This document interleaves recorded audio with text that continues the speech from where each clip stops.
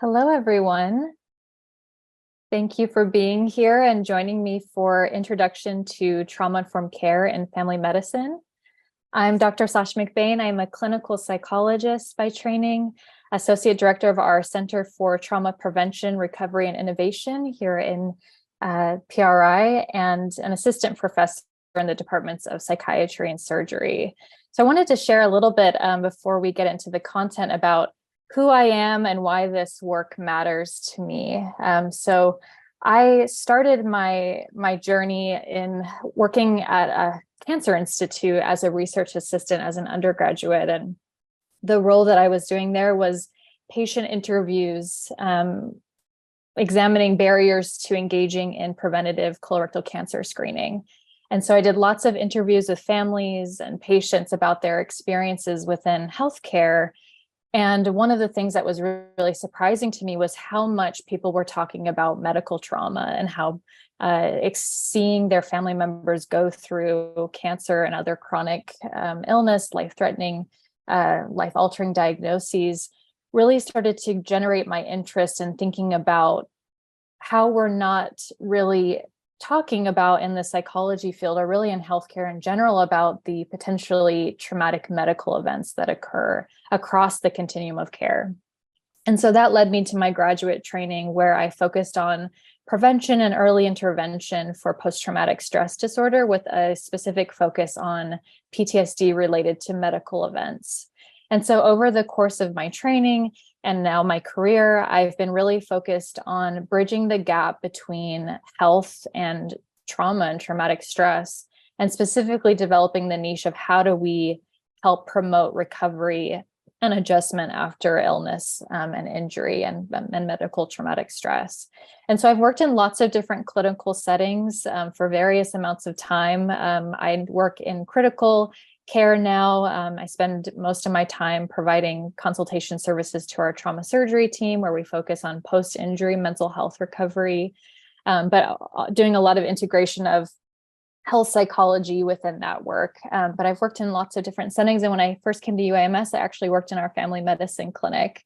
So I had the opportunity to kind of see how psychology integrates across a wide continuum of care. So today I have two primary objectives. The first is to provide a conceptual overview of trauma and how it can present in family medicine. And then secondly, to introduce some trauma-informed approaches to meet the unique biopsychosocial needs of those who are impacted by trauma. Mental health needs family medicine. We know that COVID has drastically impacted mental health in the United States, whether it's people who have been directly impacted by COVID as a disease experience and hospitalization and long-term recovery, but just in terms of the landscape of mental health and how much that's changed, all the psychosocial stressors that we've all been exposed to at varying degrees. And we have seen over and over again greater conversation around mental health and exposure of the pre-existing cracks in our mental health system. And so, surveys have shown that up to 41% of Americans have experienced some level of psychological distress in this kind of COVID-related time, pandemic times. And there's been a 25% increase in anxiety and depression worldwide. And so we already had a strapped mental health system, as you all know, working in family medicine. And this has just been compounded and will continue to be an ongoing issue as we navigate the future and the consequences of the last 3 years. It's also important to note that most people, even before COVID, most people with mental health concerns prefer to go to their PCP before they're going to a therapist like me. And there's lots of reasons for that. There's structural barriers to accessing mental health services, stigma-related barriers, access. There's just so many things that make it difficult for somebody to get into a mental health therapist. And so you all know that you act as the front lines and the safety nets for so many different psychosocial services in our country. And so most people are coming to you. They have the relationships with you as their providers, and you're having to triage and meet all of these different complex needs. there's also been things, realistic barriers around money and compensation. Some insurance companies require a PCP referral in order to reimburse for mental health services. And so that also impacts the relationship between family medicine and mental health, and how we need to be collaborating with each other and supporting the mental health of our overlapping patient populations. And then again, we all know the mental health barriers as they exist in our country, and specifically in Arkansas, but less than half of people who want mental health care are able to access it. So we have a significant need, and family medicine is filling the gap, or doing its best to. Mental health is health, right? And so when we're thinking about mental health concerns, we know that mental health concerns, depression, anxiety, trauma, contribute to poor physical health outcomes, both in terms of directly impacting through the mind-body connection, our physiological system, but also in terms of treatment engagement, treatment access, et cetera, all the ways that depression, anxiety can get in the way of accessing and engaging and maintaining care. And so integration of mental health care in family medicine can help to improve mental and physical health outcomes. We're meeting people where they're at, and we're providing the services that they need, rather than waiting for them to navigate through a broken mental health system. And so the reason why I talk about mental health generally is that we know that trauma underlies a lot of mental health concerns, and that if we can start to think about how we better understand and address trauma within these contexts, it will have these downstream positive effects for mental health care generally.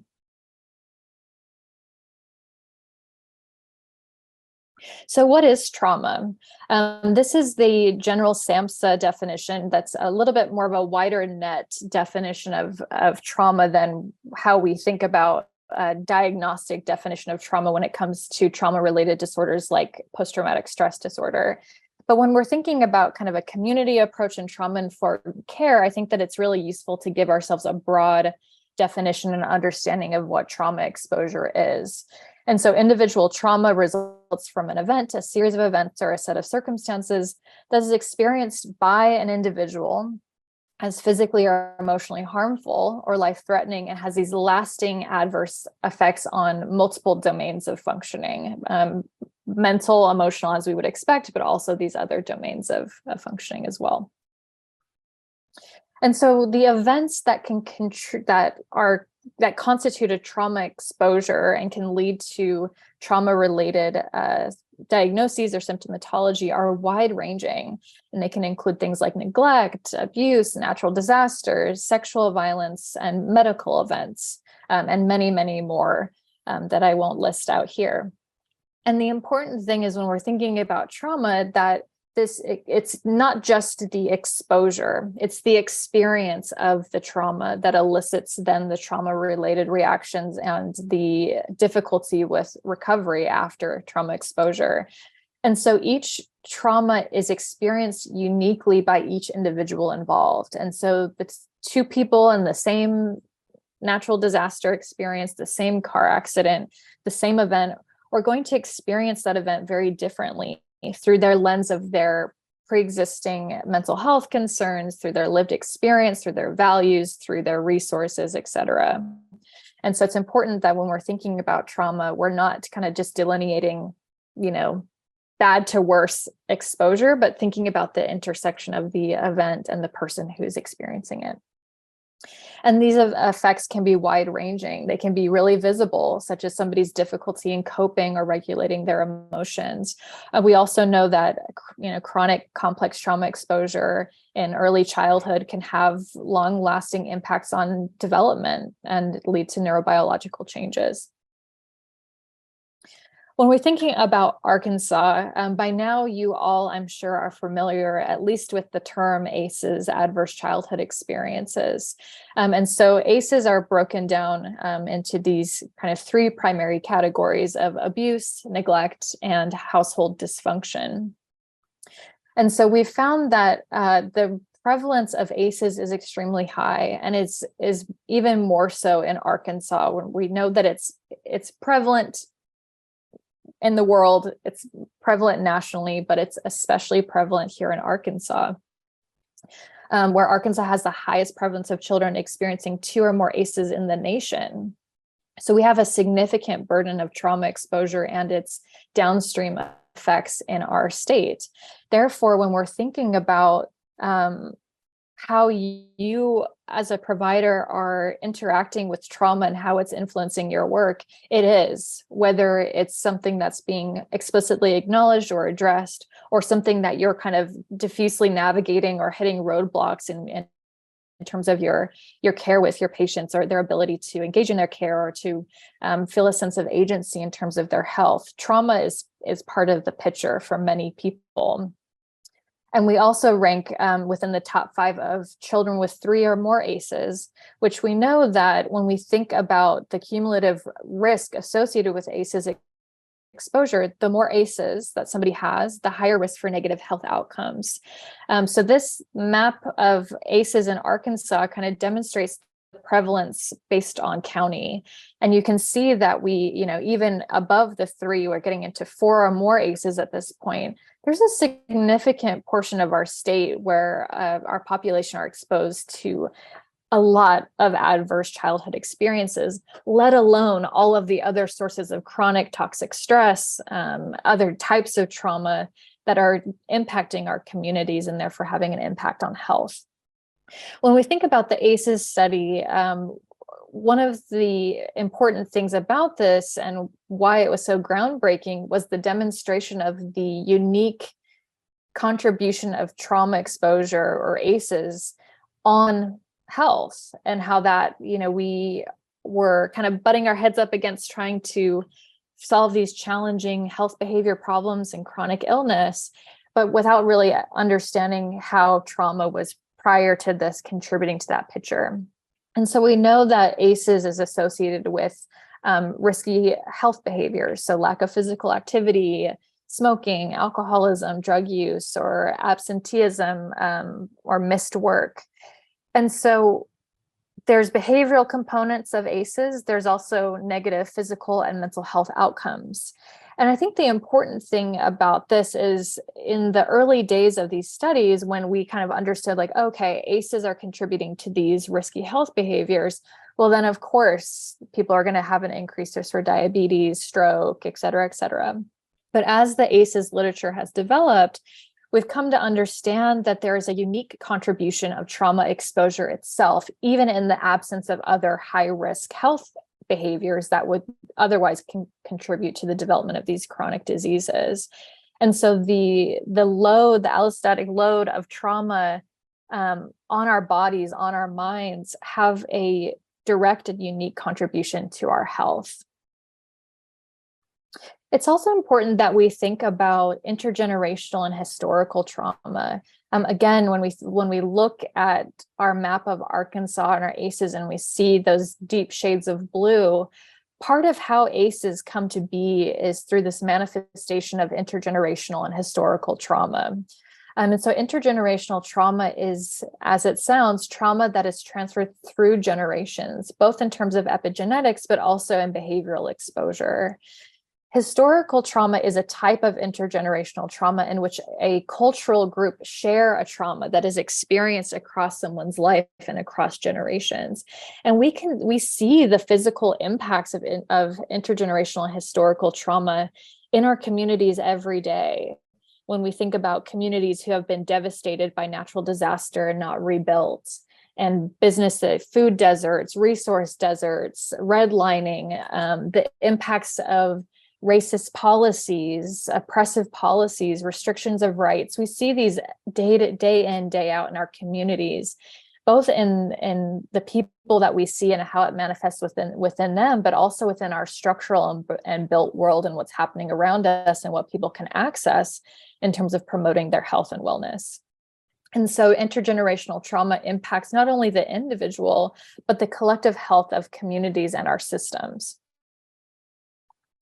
So this is just a visual representation of this idea that generational embodiment of trauma or historical trauma is the foundation and the mechanism in which we see this this continuation, this perpetuation of trauma and its negative outcomes.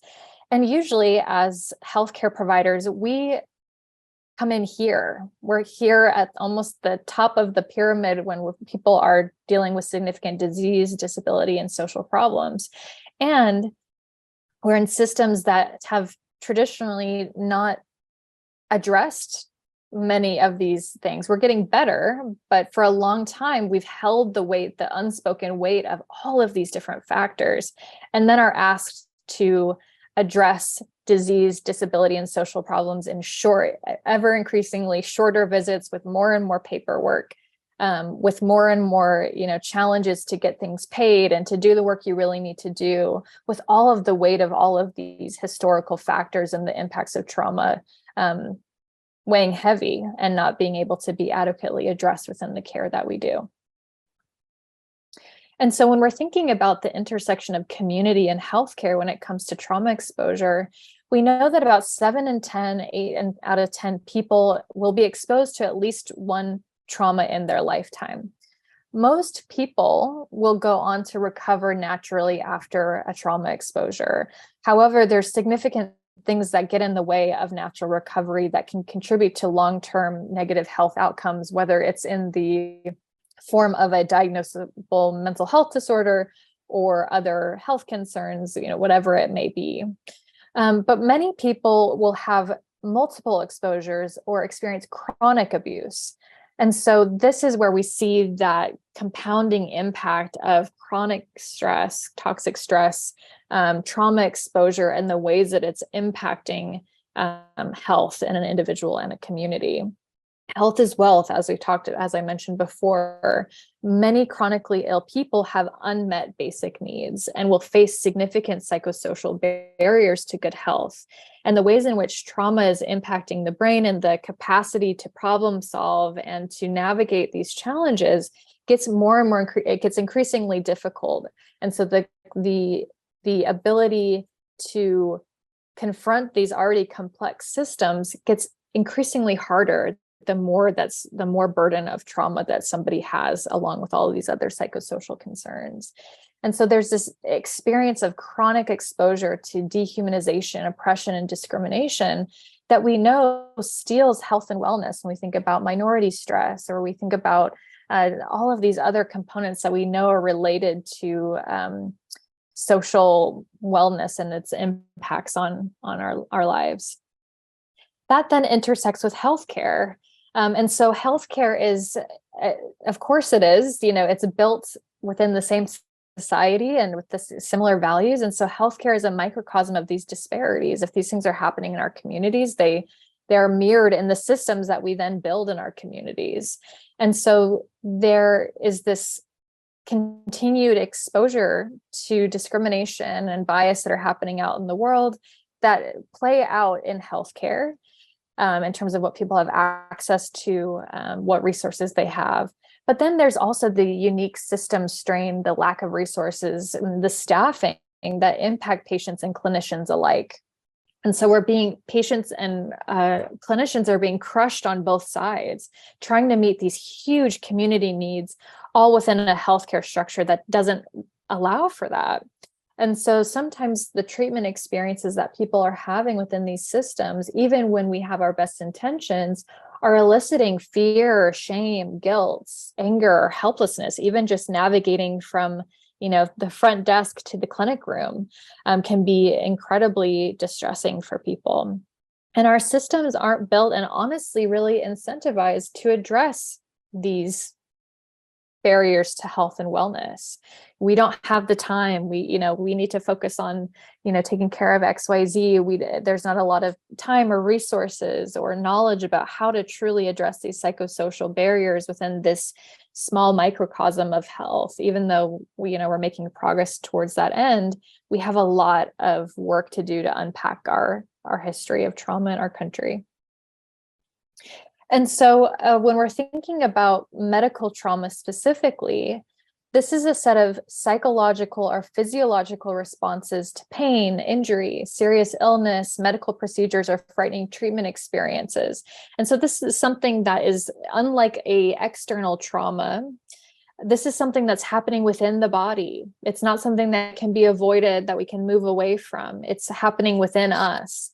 And so there's this experience of this disrupted physiological system that creates this internal sense of threat within the body. And it can be long-term or permanent pain, acquired disability. And so it adds on these unique components of experience for people who are dealing with life-threatening, life-altering diagnoses, chronic illness, acute injuries, like the people that I work with, that has implications for long-term recovery. Medical trauma is also enacted and reenacted within the system of care itself. And when people talk about what is most distressing for them when it comes to an experience of a medical trauma, is they talk about the experiences of isms within the context of the potentially traumatic event: racism, ableism, sexism, and discrimination that can come with navigating chronic illness.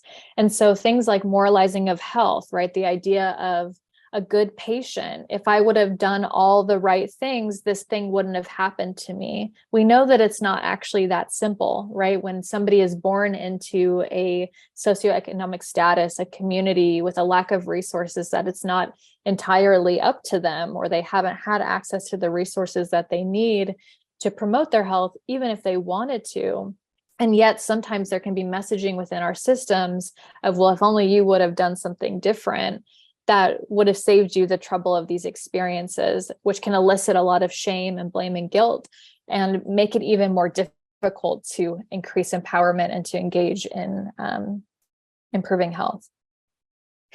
Whether we acknowledge it or not, there are perpetuations of power differentials within the healthcare system, even when we're trying to neutralize them.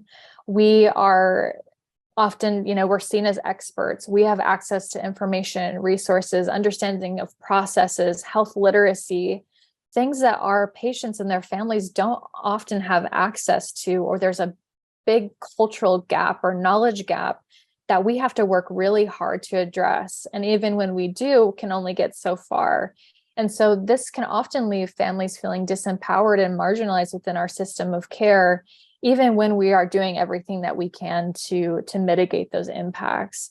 And so this is important when we're thinking about, there's so many different types of trauma exposure.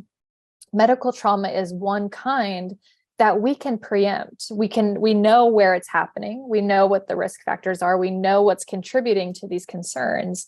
And so trauma-informed care offers us a new path for possible prevention or to mitigate some of the impacts of medical trauma in our settings, and to support natural recovery after these stressful events. This is a quote that I wanted to share about somebody. She's a journalist who has her own experience of medical trauma. And she says, "I was in a fluorescent lit room staring at posters of happy cartoon animals when a nurse pricked me with a very small needle. It wasn't painful in the slightest. It was an allergy test, the prick no sharper than a light pinch. But immediately I burst into tears and started shaking uncontrollably. No one was more surprised by this reaction than I was. I remember thinking, this doesn't hurt. It's just an allergy test. What's happening?" It was the first time I had been pricked with a needle since my release from the hospital several months earlier. On August 3rd of that year, I had been admitted to the hospital with stomach pains and wasn't released until a month later. During that time, I had 2 emergency life-saving colon surgeries in which 15 centimeters of my colon was removed, 1 case of sepsis, 2 weeks of an NG tube that made it excruciating to move or speak, and countless other tubes and needles shoved into my body. At one point, the veins in my arm had been too exhausted by IVs, and the doctors put in a central line, an IV to the vein under my collarbone that was more stable, but increases the risk of bloodstream infections and air embolisms. My doctor explained the risks of the central line to me before putting it in, noting it was important that any time the IV was changed or altered, nurses should swab the port with a sterilizing swab.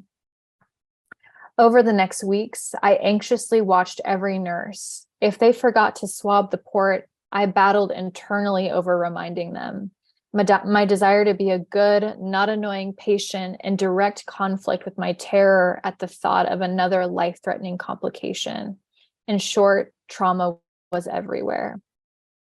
And so as you hear Katie's perspective and her experience of even within herself, not realizing the impact that this hospitalization had on her mental health, you might think or be able to generate your own patients who have seemed to have disproportionate reactions to what was happening in your clinic visit or in a follow-up procedure or whatever it might have been.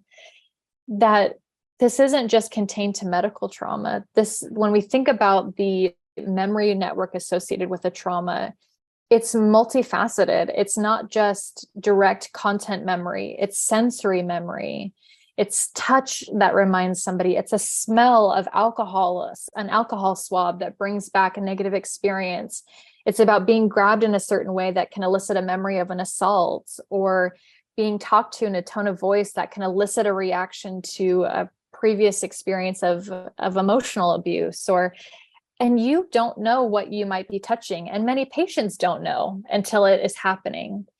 And so when we think about trauma-informed care, we're not trying to create an environment where we're walking on eggshells around everybody and that we're kind of assuming that everybody has all of these negative outcomes of trauma, but to instead think about for those who do need it.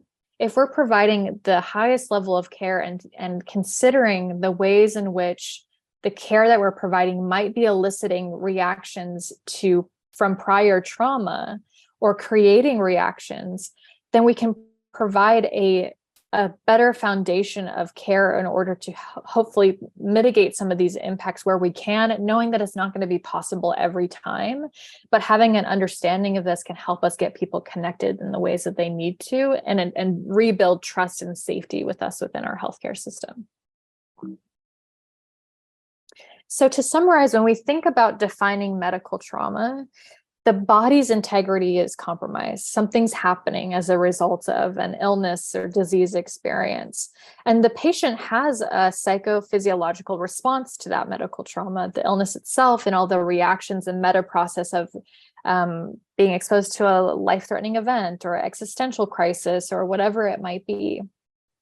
The trauma is also then experienced interpersonally through providers, through the system, and within families and communities, and is all overarched with this existential or spiritual experiences as they relate to mortality and understanding our identity in the context of complex chronic health concerns. As I mentioned before, that's just one type of trauma exposure. And so medical trauma is interacting with all of these other things that we've already talked about. Prior trauma that's cued by experiences within the healthcare system. It increases risk for later medical trauma and re-traumatization related to prior experiences.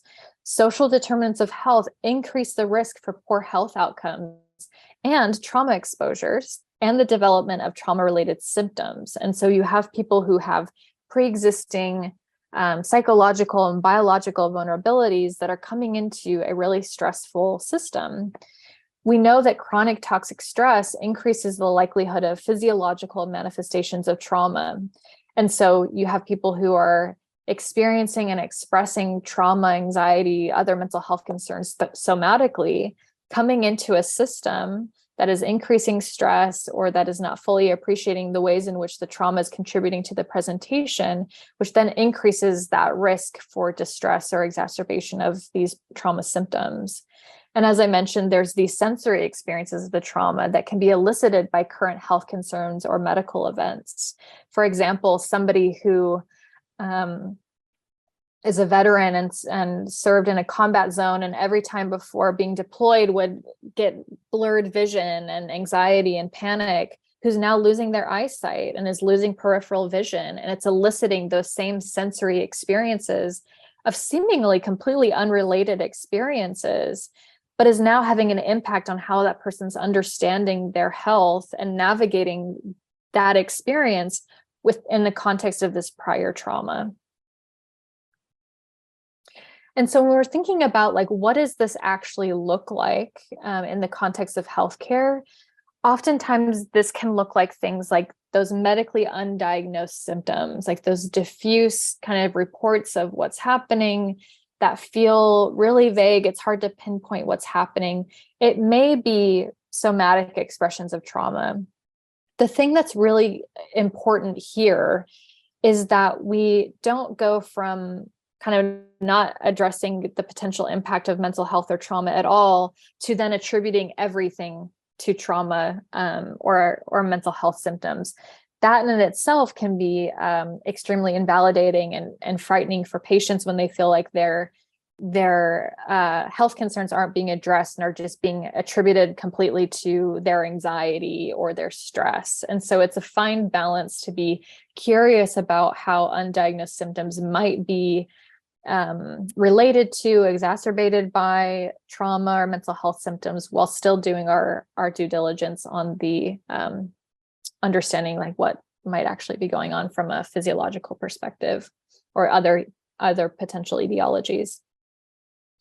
For all the reasons we've already talked about, signs of trauma in healthcare looks like these complex co-occurring chronic health problems, both in terms of thinking about the vulnerability of PTSD and its impacts on every system in our bodies, but also, again, thinking about the traumatic stress burden of navigating complex health concerns on their own. This can look like ambivalent or inconsistent engagement in care. So you have the people who are really avoidant of the care environment. It's eliciting memories of prior trauma or stress or distress related to what's happening with their health. So then we're seeing, just like this ongoing pattern of, I'm not getting the care that I need for whatever condition. And then it's kind of like getting worse and worse because we're not engaging in care, which then increases the risk for medical trauma, and it just continues to complicate coping and adjustment. We can also see the people who become high utilizers of care or utilize an inappropriate level of care. So this is the patients that you are constantly going into the ED for reassurance that something new isn't going on, or to get reassurance about, what a symptom is, and so when that's happening and people are going back into these environments and being told there's nothing wrong with you, things are the same, we don't know what this is, it can elicit those trauma responses again, that sense of invalidation, disempowerment. And so it can again create this cycle of distress and lack of effectiveness in navigating a system and reaching out for kind of inappropriate or not matched services that then increase the frustration for us as providers, but also for our patients. There can be significant disengagement from self-care or treatment adherence as part of this, or the people who kind of come in and are disruptive or really difficult interpersonally in the context of care. People who kind of bristle and are really sensitive or really quick to restlessness or agitation within the context of care, because they might be overstimulated. They might be experiencing trauma symptoms that they're not even fully aware of and therefore can't verbalize to us as their care team. And then, of course, distress when confronted with situations that are directly reminiscent of the trauma. This all kind of fits into this idea of the window of tolerance, and this idea that when we're thinking about trauma, we each have our own window of how much stress we can tolerate. And above that is hyperarousal, this abnormal state of increased responsiveness, anxiety, anger, that fight or flight response. And below that, dysregulation, where we're in this decreased responsiveness, depression, emotionally numb, that freeze response. And so for somebody who has the resources that they need, the emotional regulation, they might have like a wider window. But for people who are exposed to chronic stress, lots of trauma exposure, their window can get really narrow. And we can almost think about it as like, this is somebody who's on a narrow river, right? There's sharp turns, there's jagged water. It's really difficult to navigate. And because of the resources that they have or the lack of resources, it might even be like they're on a shaky raft navigating these narrow rivers. And we are expecting them to be able to navigate that calmly and with no issues. But just where they are at psychologically, physiologically, the ability to tolerate stress is a lot smaller than somebody else's, and they're quick to pop in and out. They're quick to get into disaster mode. They're quick to get caught up in the tides of their emotion or of stress because their window is so narrow. Alternative, and so what this can look like is lots of different trauma reactions. And so I have kind of some of these responses here. I'm not going to go through all of these for the sake of time, but I think that we can start to see what that narrow window looks like. This, these really hypervigilant, hyper-aroused responses, that bristle response when somebody's engaging in care with us.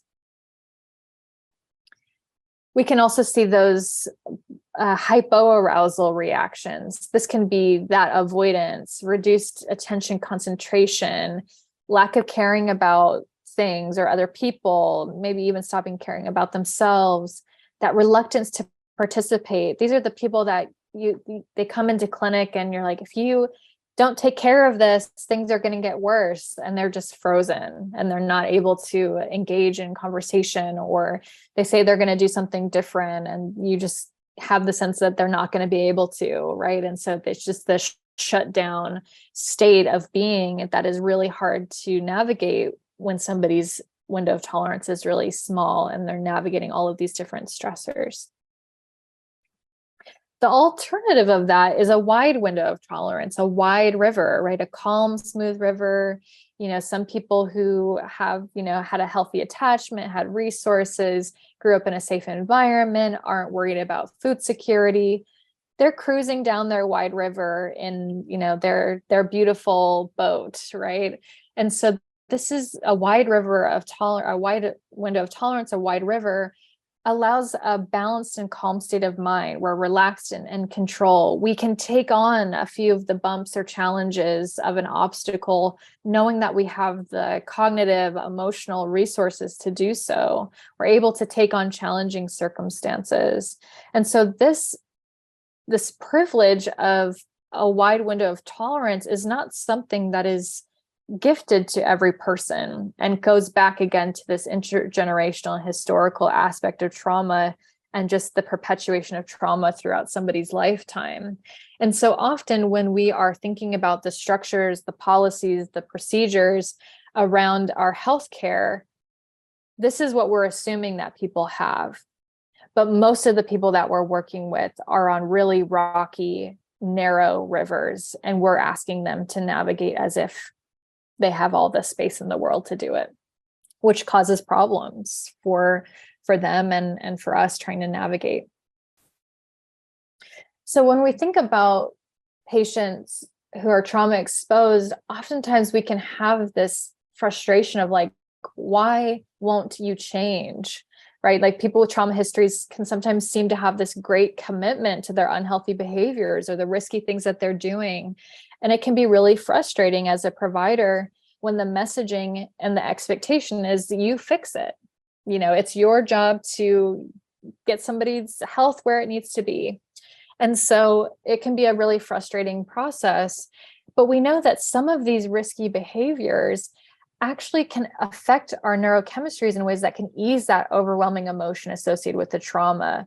Self-harm, substance use, overeating, shutting down and staying, and not going anywhere, avoiding, all of these things are what people know to get back within their window of tolerance in the short term, without being able to be in the space of really changing the long-term patterns.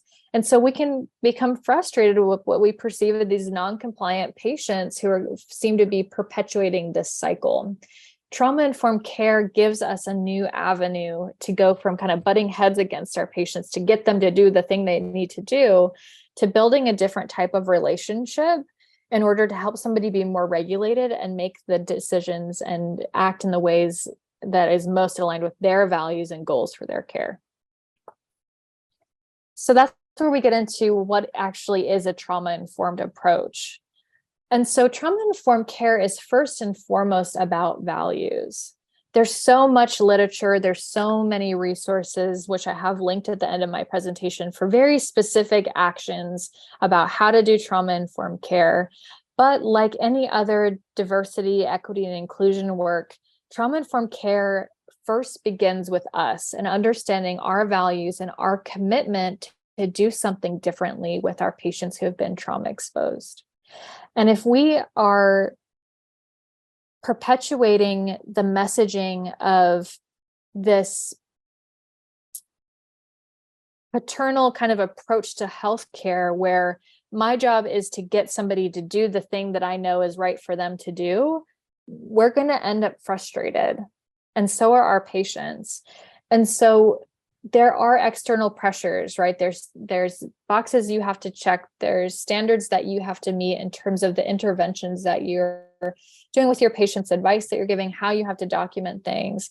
But if we can have a different frame around how we approach that and how we're approaching these conversations and releasing the pressure of we have to fix it because it's having an impact on how we perceive our role, our worth within our careers, and we are thinking about our patients in the ways and the realities in which they're facing, we become less frustrated, and so do our patients. And so we can think about these values and how we promote safety and trustworthiness and collaboration and empowerment, and think about these cultural and historical and gender issues within the context of care that can really have a dynamic shift in the work that we're doing and the relationships that we're building with the people that we're serving. And so when we think about the trauma-informed care, it's better care. It can help to mitigate the impact of trauma and improve outcomes for patients and have an impact for population health. It helps clinics get closer to value-based care, which, we know that there's greater and greater push for value-based care and improving quality of care and outcomes. Addressing mental health, addressing trauma helps us get closer to that. And we also benefit as healthcare professionals from utilizing these strategies because we are exposed to we're impacted by secondary traumatization. We are part of the narrative of our patients' suffering. And so trauma-informed care allows us to have a different relationship with their experiences as well, and to help us navigate the reactions and responses that come up for us. So when we think about, for us, why won't we change? Why won't you change as a clinician, knowing what we know about trauma? From a system level, we know that there's the relevant questions are not part of assessment or exam for lots of reasons. There's not enough time to address all of these things. And when you have a million other things that you have to be doing in a very short visit, the lack of access to treatment or referral. A lot of times people are saying, I don't want to screen for something that I can't do anything about. And I think that's a valid concern. There's no structured education or training in trauma. Even if you recognize this and you appreciate the impact, sometimes people can feel really stuck about, how do I get the education I need, the training to do this differently? And also the cultures and values of the institution and how much this is prioritized. There's also individual factors that contribute to our willingness or motivation or ability to take a trauma-informed approach. Sometimes we're uncomfortable with this content. You all didn't sign up for this to be mental health professionals. And sometimes there can be, when you get into it, you're like, wow, I didn't realize how much this was part of it, and I don't want to go there. That's not what I'm here to do, right? People can underestimate the impact of trauma. The beliefs about your role and what you want to be doing within your role can sometimes get in the way of willingness to have these conversations. People are burnt out. It's hard to show up and be present for somebody when you're navigating your own burnout, your own fatigue. People are sometimes concerned that their patients will be upset or they'll say the wrong thing, or sometimes feel people are worried about triggering their own unresolved trauma and being able to to have those conversations with patients, given what's happening in their own lives and how close it can sometimes feel. And so these things overlap for our systems and our clinicians to feel ill-prepared, to lack the knowledge, the support, or the mentorship that they need to do this well, and can feel inadequate and like you're struggling and stuck in this same narrative with your patients. Implementation of trauma-informed care is hard. It's really hard. And this is something from Trauma Informed Oregon, which they take a very systemic approach to implementation of trauma-informed care. And so I think if you are motivated and interested in thinking about this in the context of your clinical environment, I encourage you to check out their resources. They have so many implementation tools. And when we're talking about trauma-informed care, I think that many organizations, UAMS included, we have a hard time even getting past this phase one, the trauma awareness phase. We are not a trauma-informed institution. Even my practice is not a fully trauma-informed care practice because the resources needed to do at the time, it's a long game. And I think that in our system and our culture, long game approaches to care are not always incentivized or supported. And so this is, again, just to validate that this is hard work. It's not easy. And we need a team, collaborative, systemic approach to do it. And the weight should not be on you as an individual to transform your system. However, you as an individual can have a direct and meaningful impact on the people that you're seeing every day and how you approach your interactions with them. And that can be limited by these systemic factors that we need to address. So this is thinking about the trauma-informed medicine and these kind of different components. And so I think the main point I want to make here is what I was just saying is that the first step is to think about patient-centered communication and care. And how are we working to mitigate the risk for re-traumatization in the present moment, while acknowledging the impacts of trauma and what people are bringing with them when they are seeing us in these environments, and utilizing that knowledge about trauma and its impacts to be more collaborative in how we address and promote health and wellness for the people that we're serving. The other thing that is really important is that you shouldn't have to do this alone. And so integrating behavioral health services and developing partners in the community can help to redefine your scope, what you do well, what your role is, and where it's time for it to go to other experts, and how you can build these networks within your clinics, within your communities to better serve these needs, because this is a team effort and not something that you can or should be taking on individually. I'm not going to talk about screening today because I think that's a whole other 2-hour talk, probably more. But I think that we need to be really mindful of why we're screening, what we're doing with that information. And that, to me, is a last step of a trauma-informed care approach where we need all of this foundational work done first. So how do we change? Increasing your awareness of the impact of trauma helps patients to be able to build a sense of trust. You showing up here today and learning more about this is a first step for you. I have lots of resources for you, and you'll get these slides where you can start to do your own work and dig into this a little bit more.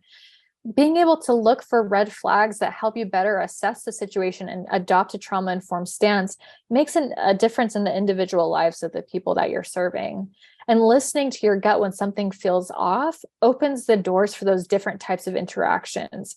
So going from that patient that you see them on your clinic list for the day, and you're like, oh, okay, like you have to build yourself up to even get into the room with them. Being able to shift your stance and be curious about what's contributing to their presentation might open a new door for you, and also change how you feel in the room with the person, and maybe even help you to feel more effective with them, which then has a generative, expansive energy to it. It can drastically change things, even if the problems themselves can't be changed in the moment. And learning some concrete skills to acknowledge and address trauma among your patients helps you to be less likely to engage in re-traumatizing behaviors. You don't have to be an expert in trauma to be therapeutic. And I think that's really important when we're thinking about quality of care and patient-centered care. And you really just need simple language to be able to ask about it. And again, you're not getting the trauma narrative, you're not trying to solve it. You're just trying to understand if this is part of somebody's experience so that you can then know what to do with their response and get them to the care that they might need, or to help them start thinking about it. It can be as simple as, has something traumatic ever happened to you? And using this phrase and letting, somebody take you where they want to go with it. This can be kind of these, I broke it down in these 4 steps of taking a more direct approach of like, your A1C has increased since your last visit.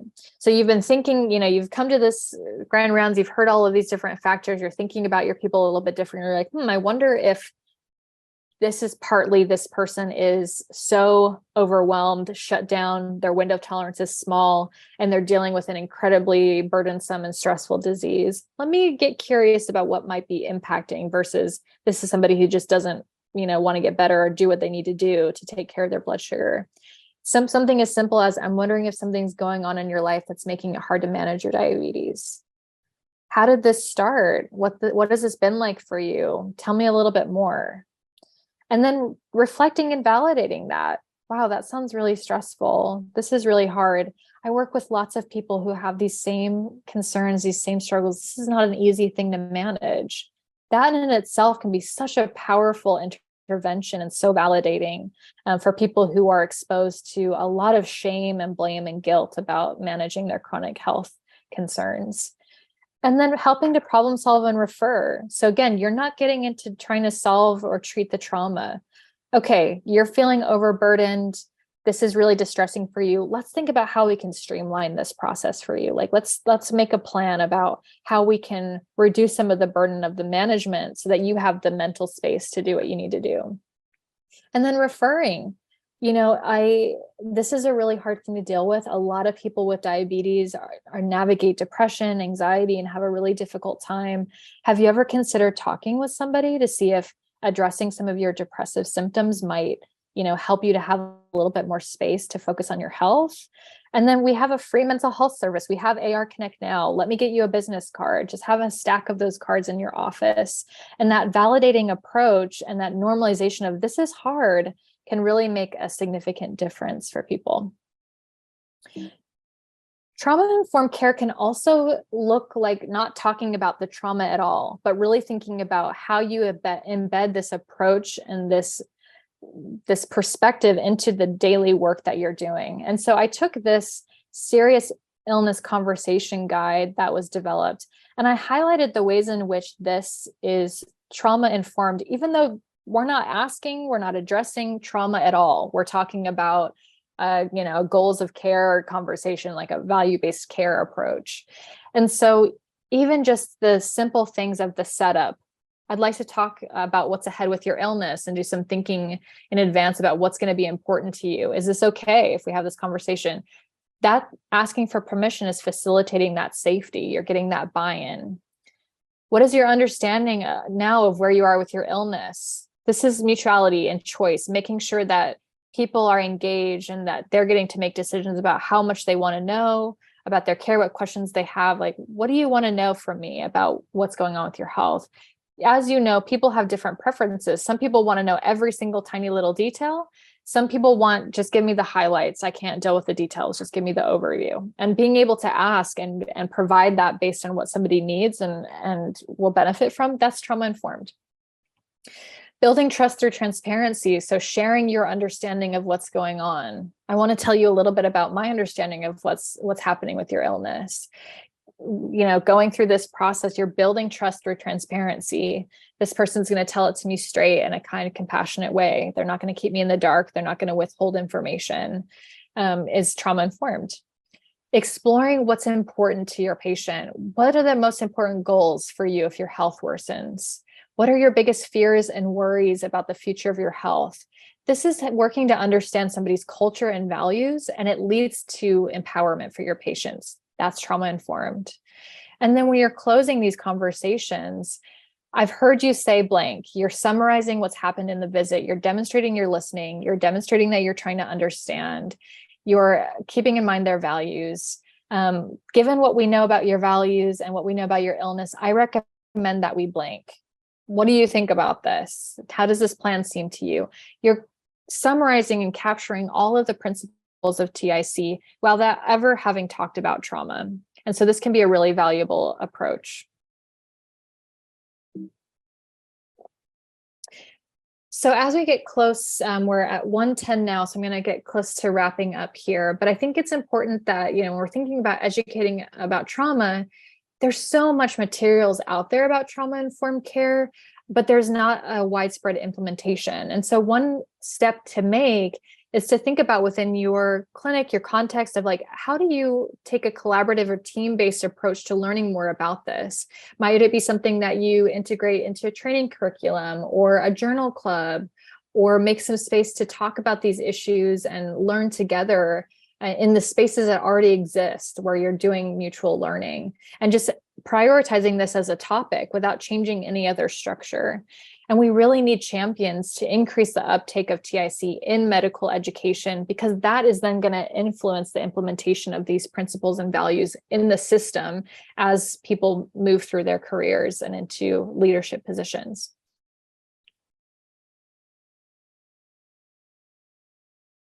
Here's some information on the components of training to focus on. And again, you'll have these slides, so I'm not going to go into depth with this here.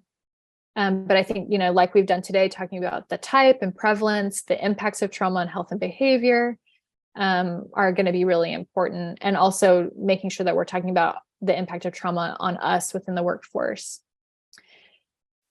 Interprofessional collaboration is really important. And so, I know that family medicine, you've got Dr. Tisha Dean, who I think came and did grand rounds a few weeks ago, who kind of oversees the integrated behavioral health service line. She's a wonderful resource. She's very trauma informed. She's got lots of training and implementation. So being able to leverage the resources that you have and then think creatively about how you might further embed behavioral health care into your system, whether it's embedded implementation of a mental health program, or just knowing what your referrals are, building those community partnerships. This is the information for AR Connect that I mentioned, which is a grant-funded program. It offers free mental health services, therapy, and medication to anybody in the state of Arkansas. You can reach out to them to get business cards. I have half sheets that I give. I have stacks of business cards, I have flyers everywhere. Just having these resources available in your clinics and giving them to people increases access and can help people get connected to what they need without adding any extra burden to your workload or workflow. Okay. I see a few questions in the chat. My next point was going to be like, okay, so are you ready to do this when you're also exposed to all of these things? And this is a lot of pressure. And so I think taking a step-by-step approach is really important, and finding ways to take care of yourself within the context of this care is crucial. I have slides in here and resources about a particular model called CSERT, because when you're dysregulated, it's difficult to regulate somebody else. And so being able to do your own work, both in terms of understanding trauma and also how you engage in emotional regulation, sets a better stage for you to do this work. This is something called CSERT. I'm going to leave this up while I answer questions. And then I have extra slides at the end of the presentation after the references where you can learn a little bit more about that. Okay, so the first question is, how do we, healthcare provider society, ever break the intergenerational historical trauma cycle when we can't seem to progress past stage 1 of trauma-informed care? Your personal insight as to key issues we can address as family practice providers.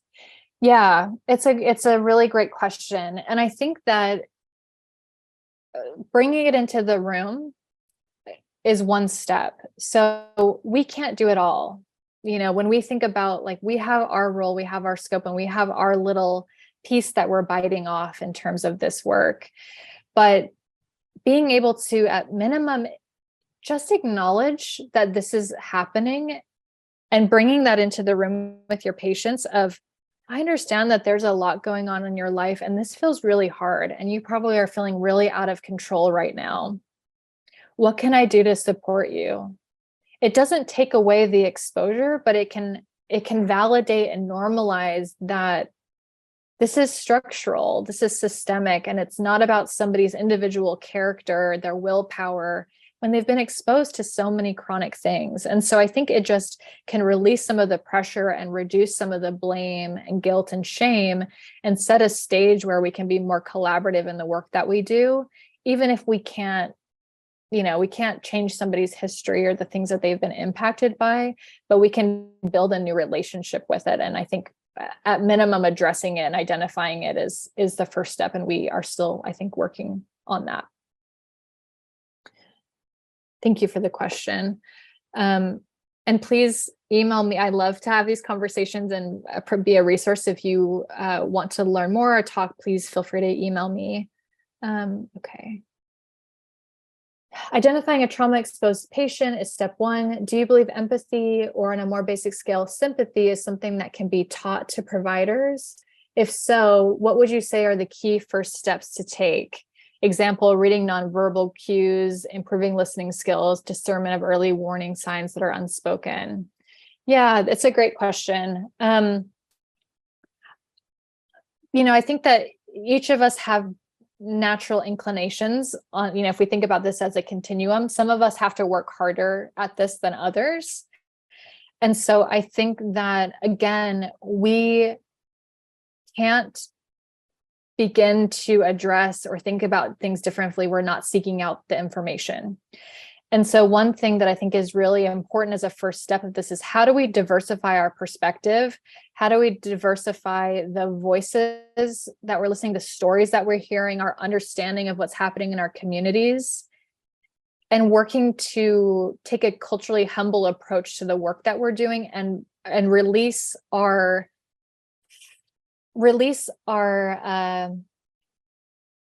tendency to kind of want to stay in the expert role. Which is really hard because we all have very advanced training where we kind of have been told over and over again, we're experts. But being able to leverage that somebody is expert in themselves and their lived experience and be willing to take a culturally humble stance with them, and that they know more about themselves than we ever will, helps with that process. And so I think, again, this is first and foremost about internal work before we're ever doing anything practical to change anything, because we can do all the things on paper of a trauma-informed care approach, but if it's coming from a place of checkbox versus like a deep processing work to change the ways that we're relating with ourselves and with our patients, it falls flat and people feel that. And so I think that diversifying your experiencing, widening your perspective about what is actually happening for the people that you're working with, breaking down some of those barriers around the patient-provider relationship can start to open these conversations more and offer you a new perspective. And to be more curious about the reactions that are coming up for you when you're frustrated, when you want to push somebody to do something, when you're dreading seeing them, get curious about why and what that's eliciting for you. Is somebody who is really struggling with their managing their health, is that bringing up a thought or a feeling for you of like, I'm incompetent, I can't do this, I don't know how to help this person? And what would it be like to shift the relationship from, wow, I feel so helpless to help this person, I wonder how they're feeling?